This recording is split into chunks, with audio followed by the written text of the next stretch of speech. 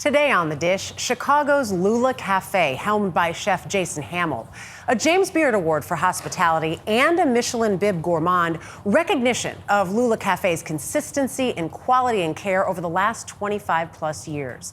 Hammel turning what was once a daring venture into the inspiration for many in the food scene, featuring locally sourced foods and a focus on community long before both became industry standards.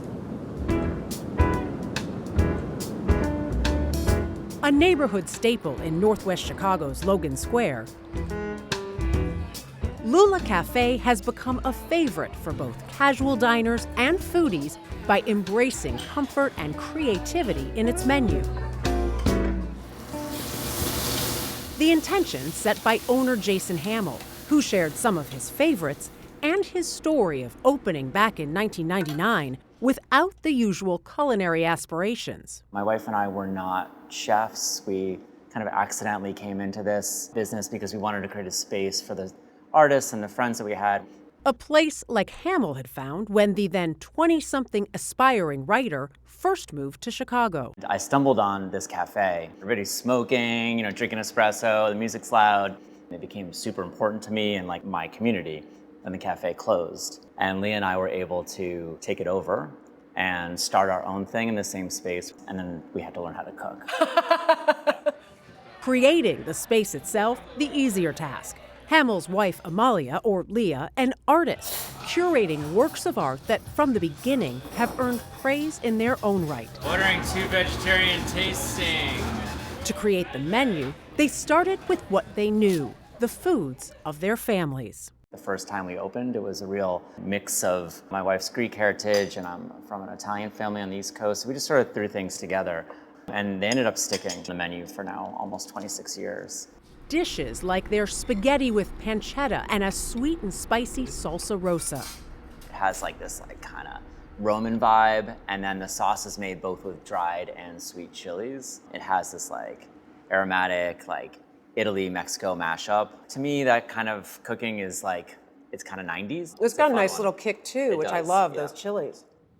A pasta yaya with feta, garlic, brown butter, and cinnamon. It smells so good. You need smell-o-vision, I always say, Yeah, to do this. The moment it was brought out, just smells so good. And I always say that this dish, the cinnamon, is surprising, and I always want people to be a little bit surprised by it. Also contributing to Lula Cafe's early gastronomic footprint, time Hammel spent living abroad. And so I actually lived in Italy for a while before I moved here. And I got this apartment, sight unseen, right outside of a market where I'd go and I'd see the vendors bringing stuff in early in the morning, and you could shop for fish and meats and the most amazing vegetables you've ever seen. And I was writing. I wasn't thinking about the food then, but it tapped into something about seasonal cooking, about knowing the history and the stories behind where your food comes from. Yeah. That and ended up informing my life as a chef completely.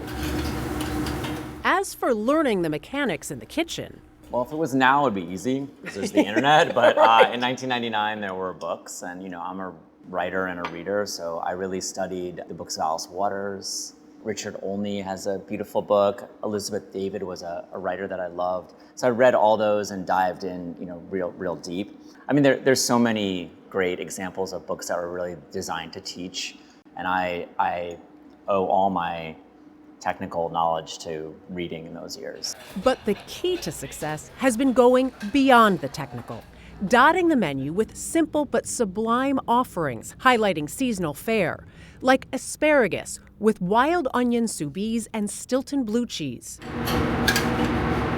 Rushing Waters trout from Wisconsin, its sauce made of fava beans and trout roe. And a dish of grilled lion's mane mushrooms mixed with spring vegetables and crispy lentils. Lion's mane mushrooms are these giant, puffball-looking things that when you cook them, turn really meaty and rich. This mushroom is insane. They are insane. It's not a mushroom. Yeah, it's like a piece of meat, right? Mm-hmm.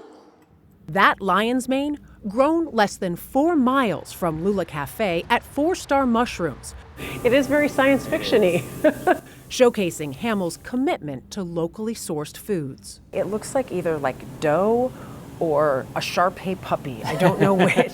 They're grown with a lot of care, intention around like humidity and temperature, of course. Sustainability is at the core of what they do, but they're just like perfect specimens. Still, it's not just the mushrooms which enrich the dish.